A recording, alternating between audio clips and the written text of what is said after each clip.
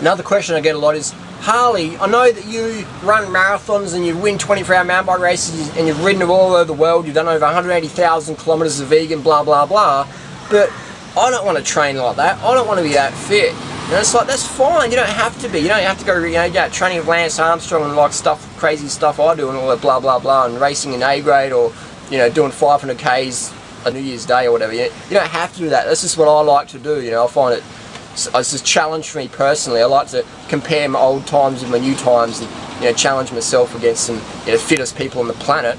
I like to do that. It's fun. You don't need to do that, but you need to exercise. So how much exercise is enough? How much exercise is enough is it's an individual question, because you might want to be fitter than me, or you might not want to be fitter than me. So you might want to be stronger, you might want to be a bodybuilder, you might not want to be a marathon runner. So you got to train like a bodybuilder. Don't train like me, don't train like a cyclist. Do more weights and less cardio. And if you want to get leaner, do more cardio, less weight. So you got to ask yourself, what do I want to become? What do I want to look like? What do I want to feel like? And how do I do that? So what do I want to train like? So that's basically how to answer that one. How much exercise do I need to do? Depends on what you want to be. Does that make sense? If you want to look like a marathoner, be like a marathon runner, train like a marathon runner. If you want to be a yogi master, train like a yogi master. If you want to be a bodybuilder, train like a bodybuilder. If you want to be a sumo wrestler, train like a sumo wrestler. It's pretty simple. So that's the bottom line. Train for what you want to become. If you want to do half an hour walking around the neighborhood and playing lawn bowls, that's fine, that's great. Do that and look like that, that's fine. You don't have to be a crazy freak show, whatever. A half an hour a day, that's a lot of time. That's a lot of time to train. It's you can get a lot done in half an hour. If you run for half an hour a day, you're going to be freaking fit. You're going to be bloody fit. And if you race on the weekends, you're going to be even fitter.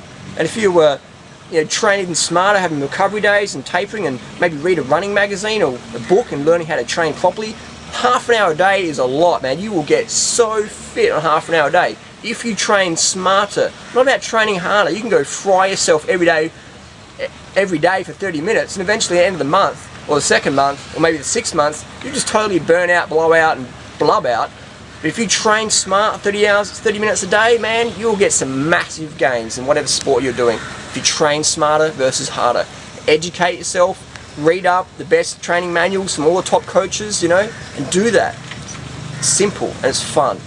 Be as fit as you can, eat more to live more. And if you try and do a shortcut by calorie restricting to lose weight, to speed it up, what's going to happen is your body's going to yank you back and say, no, this exercise is too much, it's too hard, we're in starvation mode, we're going to slow your metabolism down, we're going to store more fat when we get enough calories, and we're going to slow you down, chub you out, and blow you out.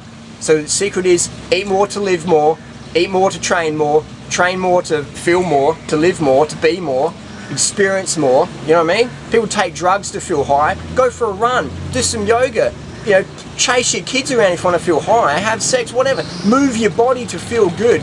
Eat enough carbohydrates each day so you can move your body.